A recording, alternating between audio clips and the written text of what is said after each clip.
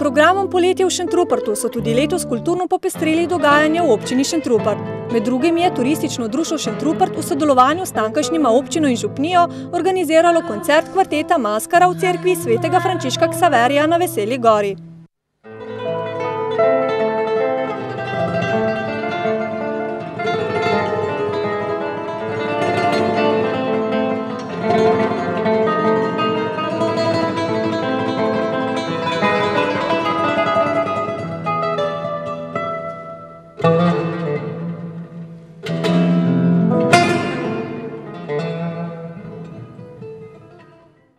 Kvartet Maskara sestavljajo vokalistka Polona Udovič, kitarista Damjan Stanišić in Vojko Vešligaj ter bas-kitarist Mitja Režman.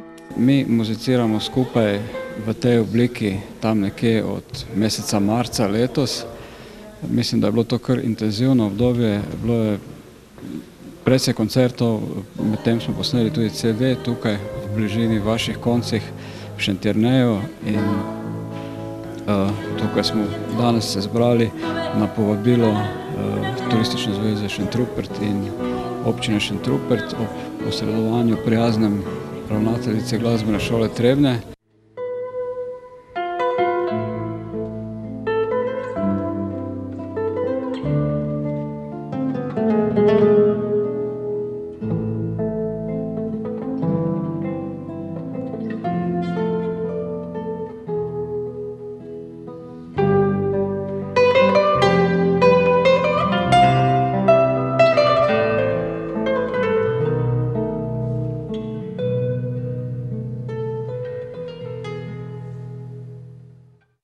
Poslušalce so za dobro uro ponesli v svet glasbe, nabit z energijo, strastjo in ljubezensko tematiko oddaljenih krajev.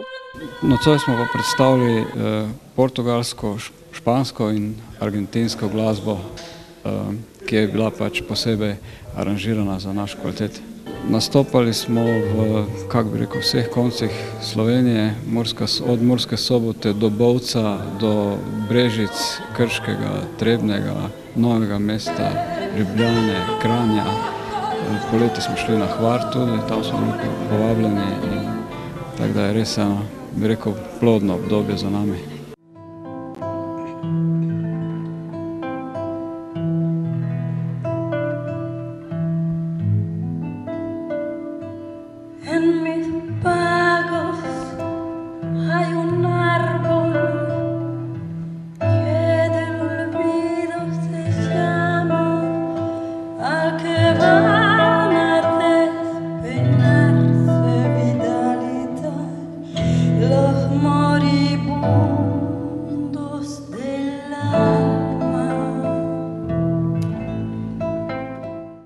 Koncert kvarteta Maskara na Veseli gori je bil drugi koncert v sklopu Poletja v Šentrupertu.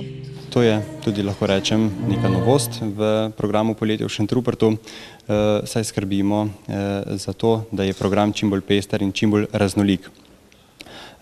Koncert je bil izvrstno sprejet tudi med poslušalci, vse skladbe so bile nagrajene z bučnim aplavzom, tako da je kvartet izvedel tudi še podaljšek.